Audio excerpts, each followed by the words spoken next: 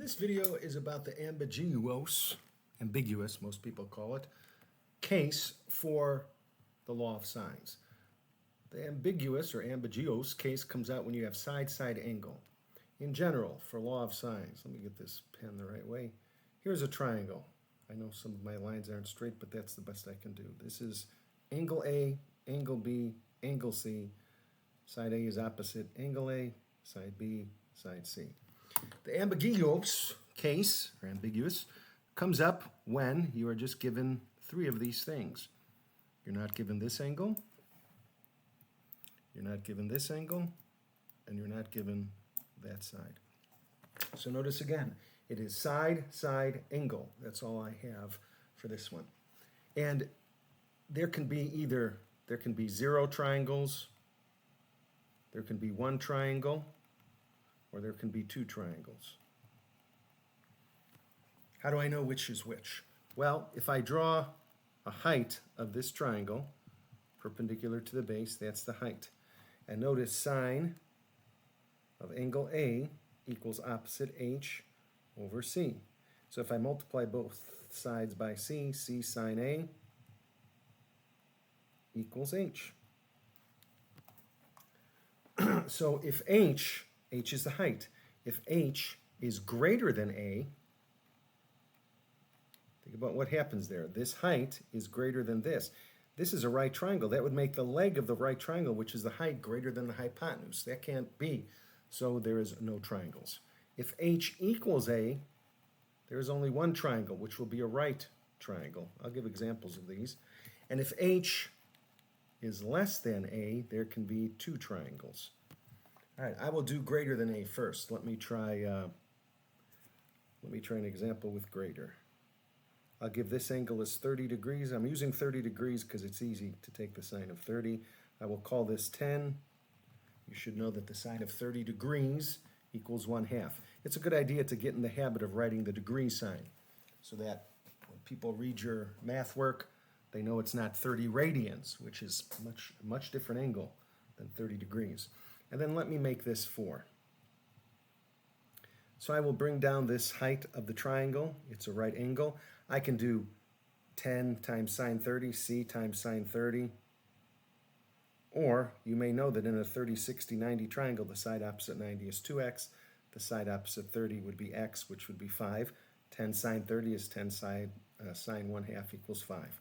So I have this height, that's 5. But 5 is greater than 4. How can I have a right triangle? I'll outline this thing in red. That's a right triangle. And the side that's 5 is the leg, and the hypotenuse is 4. The leg can't be more than the hypotenuse, so there's no such triangle. There are 0 triangles that are like that. All right, let me do one where there is one triangle. I'm going to draw this again. This is 30 degrees. This is 10. And this is going to be 5. And I look at the height of this thing, and by now you should know 10 sine of 30 degrees, where the side opposite 30 is half the side opposite 90, and the 30, 60, 90 is 5. So the height of this thing is 5. Well, if it's the same exact length, what the triangle actually looks like is this. The height equals side A, and it's a right triangle. Did I draw that in the little table up here? Yes, I did. It's a right triangle that would look like that. In this case, a 30, 60, 90 triangle. So that's when H equals A. Now I'm going to do one where H is less than A and show two triangles. Here's another example, same one. Here's 30 degrees. And this is 10. And this will be 7. Here's my height.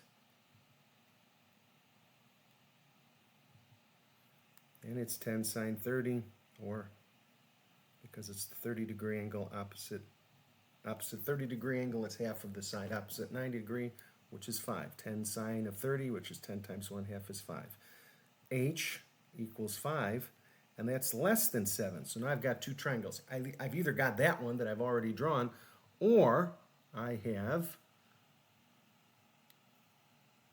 this one. I know that looks like a curve. It's supposed to be a thing. This is 10. That's a very poor drawing. Let me draw it again.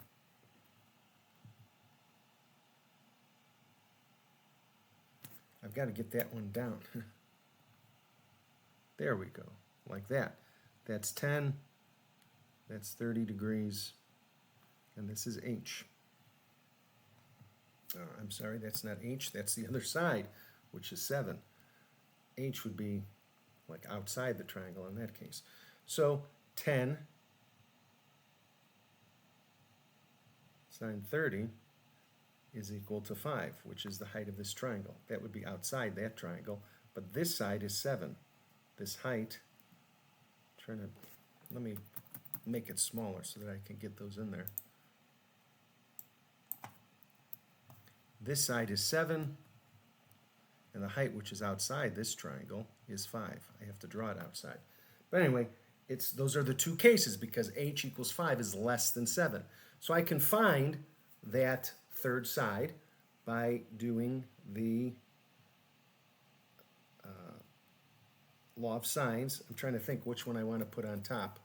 I guess I want to put the side on top. So 7 over, no, I want to put the angle on top.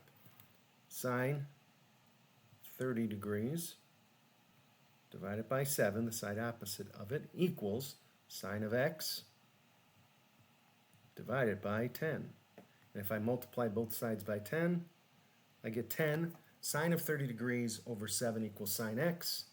10 sine of 30 is 5, so 5 over 7. And then I take the arc cosine of both sides, or inverse sine. X equals arc sine of 5/7. Now you can use a calculator for that. I'm going to use good old Dismos. Let me find Dismos here. I've always got some kind of math stuff going on here. And now I'm going to write it. Arc sine 5/7. And I'm going to get an angle that is between negative 90 and positive 90. And I get, well, that's in radians. I think I want to do it in degrees. 45.58 degrees. So that's this one. This one is 45.58 degrees. But notice something. 45.58 plus 30 is 85.58. It's less than 90, which leaves open the possibility that the other angle is bigger than 90. So that one is, I'll just subtract it from 180. 180 minus arc sine 5/7. And that equals 134.42. So this angle could also be 134.42. So this could be two very different triangles. And that's how you handle the ambiguous case in a side-side angle situation with law of sine. If you need to see it again, rewind, be kind.